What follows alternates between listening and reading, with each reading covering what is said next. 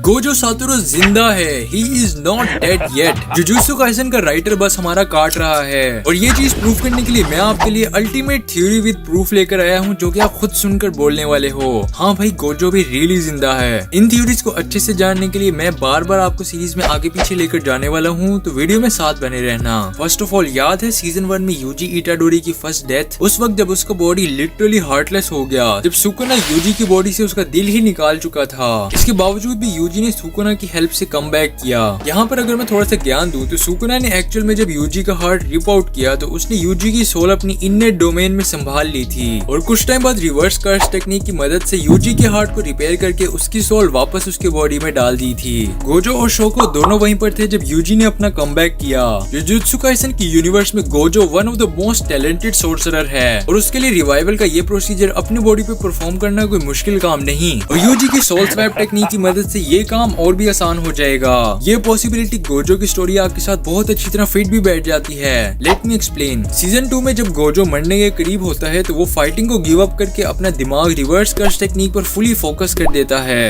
अपनी डेथ से इतना क्लोज होने पर वो कोर ऑफ कर्स एनर्जी जान जाता है और जुजुत्सु काइसन में हमें ये बात शुरू से ही बताई गई है कि सोल और बॉडी आपस में कनेक्टेड हैं। अगर गोजो अपनी सोल को मेंटेन करने का आइडिया किसी तरीके से सीख ले, जैसे कि सुकुना ने केंजाकु से सीखा और 20 कर्स ऑब्जेक्ट्स में डिवाइड करके अपने आप को इमॉर्टल बना लिया। इवन माहितो अपनी सोल की शेप को चेंज करके अपने आप को हील कर सकता है। अब यहाँ पर गोजो का बॉडी स्लाइस हो चुका है और अगर गोजो के रिवाइवल को हम यहाँ पर थोड़ा एस्टेब्लिश करने की कोशिश करें तो सीरीज में थोड़ा बैक जाना पड़ेगा। चैप्टर 37 में सीरीज हमें बताती है कि एक बॉडी कर्स एनर्जी को गट में प्रोड्यूस करता है और उसके बाद ही वो एनर्जी पूरे बॉडी में सर्कुलेट करती है। अपने आप को हील करने के लिए रिवर्स कर्स टेक्निक की मदद से नेगेटिव एनर्जी को पॉजिटिव एनर्जी में कन्वर्ट किया जाता है और मांगा में ये भी एक्सप्लेन किया गया है कि बेशक कर्स एनर्जी गट में ही जनरेट होती है, बट उस एनर्जी को बॉडी में सर्कुलेट करवाना और मास्टर करना ये सारा प्रोसीजर ब्रेन ही करता है। और गोजो का ब्रेन इतना एफिशिएंट है कि वो हर वक्त 24/7 रिवर्स कर्स टेक्निक यूज करके पॉजिटिव एनर्जी प्रोड्यूस करता रहता है। इसलिए तो गोजो का बॉडी सुकुना की डोमेन एक्सपेंशन के अंदर 1 सेकंड में 100 स्लैशेस होने के बावजूद स्टिल इंटैक्ट था। और यहाँ पर हम लोग देख सकते हैं कि गोजो का हेड स्टिल उसके अपर हाफ से जुड़ा हुआ है। गोजो अपने माइंड में स्टोर हुई पॉजिटिव एनर्जी से लोअर हाफ बॉडी को हील कर सकता है, लेकिन क्या गोजो सुकुना के स्पेस टाइम फैब्रिक के अंदर रहते हुए अपने आप को हील कर पाएगा? इसके लिए चैप्टर 234 में जाना पड़ेगा।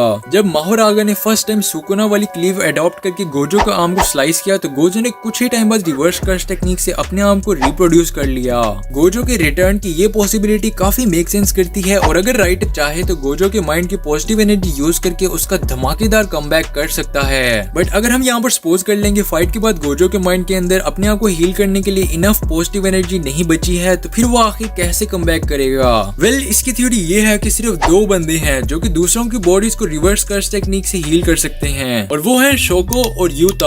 और मेमे के भाई के पास टेलीपोर्ट करने की एबिलिटी है, तो if writer wanted then Yuki और शोको को गोजो के पास लाकर हील करना would be a great comeback, right? Moreover Gojo की बुधा के साथ काफी सिमिलरिटीज हैं। उसका हेवन और अर्थ वाला डायलॉग राइटर ने डायरेक्टली बुधा से कॉपी किया है। चैप्टर 75 के अंदर गोजो अपने हैंड्स को नॉर्थ और साउथ की तरफ पॉइंट करके वही डायलॉग बोलता है, through heavens and earth I am honoured one. और अगर आप बुद्धा की स्टोरी थोड़ी जानते हो तो उसने एज अ चाइल्ड यही सेम लाइन बोली थी जब उसने अपनी मॉम से 7 कदम आगे बढ़ाए। आप सोच रहे होंगे कि ये बुद्धा और गोजो की सिमिलरिटीज का ज्ञान मैं क्यों दे रहा हूँ, इसका गोजो के रिटर्न के साथ आखिर क्या लेना देना है? तो भाई wait, let me explain. Gojo versus Sukuna की फाइट के वक्त गोजो की एज 29 ईयर्स है और बुद्धा भी जब इनलाइटनमेंट के सफर पर निकला तो वो भी 29 ईयर्स का था। और बुद्धा को इनलाइटनमेंट तब मिली जब उसने फास्टिंग शुरू की थी। हाँ, बाद में उसने खाना पीना शुरू कर दिया था और उसने फास्टिंग खत्म कर दी थी। यहाँ पर गोजो भी सुकुना से डिफीट होने के बाद अभी के लिए तो अपनी हार एक्सेप्ट कर चुका है, लेकिन कुछ टाइम बाद वो इनलाइटन होगा और ये बात रियलाइज करेगा कि इस कर्स्ड वर्ल्ड में अभी उसकी जरूरत बाकी है, तो वो अपने आप को रिवाइव करने का कोई ना कोई रास्ता फाइंड आउट कर लेगा। और प्रूफ चाहिए तो भाई उसका नेम सातोरू वर्ड सातोरी से निकला है, जिसका लिटरली मतलब है अवेकनिंग। गोजो के कैरेक्टर की ग्रीक मिथोलॉजी और हिंदुइज्म के साथ भी काफी सिमिलरिटीज निकल रही हैं और वहाँ से और भी काफी पॉसिबिलिटीज बन सकती हैं, बट वो वीडियो को खींचने वाली बात होगी। और थ्योरीज का क्या, वो तो बंदा जितनी मर्जी बनाकर वीडियो को लंबा कर सकता है, बट मैं आप लोगों का टाइम वेस्ट नहीं करना चाहता। फाइनली अब राइटर पर डिपेंड करता है कि वो गोजो की कमबैक को आखिर कैसे प्लान करता है। अगर वीडियो पसंद आए तो चैनल को सब्सक्राइब करो ताकि फ्यूचर में आने वाली कोई भी इंटरेस्टिंग वीडियो मिस न कर बैठो। मेरी मुलाकात होगी तुमसे नेक्स्ट वीडियो में। ओका फिर।